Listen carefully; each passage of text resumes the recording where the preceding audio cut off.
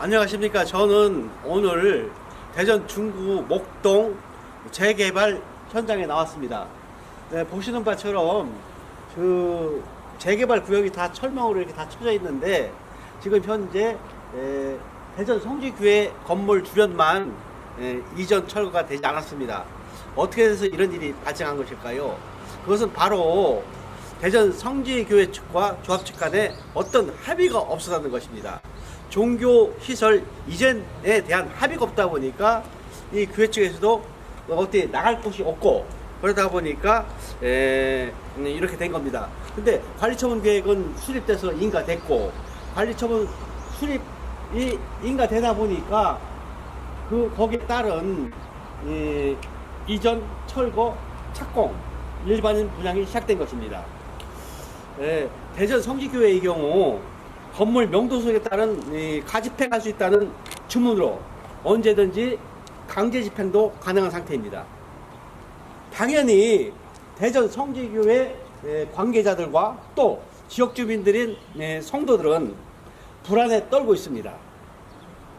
이러다가 정말 대세기 쉬운 2009년도 1월 달에 서울서 발생했던 용산 참사 사태가 대전 지역에서도 발생되는 게 아니냐 하는 우려가 있습니다. 용산 참사 사태도 여기 목동 3구역과 같은 도시 재정비 사업에서 그 일환으로 시작된 재개발 사업에서 보상비 갈등이 직접 원인이었습니다. 처한 상황이 이렇다 보니까 관리처분 계획 인가를 낸 대전 중구청이 행정을 이렇게 해도 주먹구시로 해도 되냐 하는 논총이 안팎으로 받고 있습니다. 관리처분 계획은 어떻게 보면은 권리의 배분에 관한 사항을 정하는 계획입니다. 조합원의 이해관계에 어떠한 중대한 영향을 미치느냐에 따라서 또 종교시설에 어떤 합의 없이 관리처분 계획 인가한 것은 절차상의 하자가 아니냐 이런 얘기가 나오고 있습니다. 인가는 법률적 행위의 효력 요건입니다. 그래서 인가가 됨으로써 효력이 발생되는데 하자가 있는 관리처분 계획을 인가했다면 이것은 인가한 중구청의 책임이라는 것이죠. 자, 그렇다면 종교시설 이전 문제가 합의에 이르지 못했음에도 관리처분 계획을 인가한 것이 어느 정도 하자냐 이것이 문제인데요. 중구청 관계자들은 도시 및 주거환경정비사업법 제74조의 규정에 따라서 적법하게 인가됐다고 말하고 있습니다. 그러나 도정법 동규정 74조 1항 6개에는 정비사업의 추산액 및 그에 따른 조합원 부담 규모에 대해서 또 7에는 종조의 토지 또는 건축물에 관한 소유권 외 권리 명세 등이 포함된 관리처분 계획이 수립해서 시장군수의 인가와 변경 인가를 받도록 되어 있습니다. 따라서 종교시설에는 건축물 외 영상 등 특수시설이 있죠. 그 다음에 성구 같은 게 있습니다. 그것이 대한 명세가 없었다는 거, 또 이전에 따른 건축 비용, 또 새롭게 집회할 예배 집회장소 선정 비용 등이 없습니다.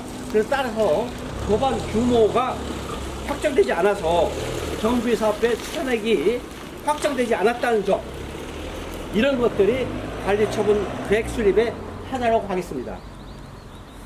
따라서 이런 하자를 판단하지 않고 인가한 것은 중구청의 절차상 하자가 아니냐 이런 생각됩니다.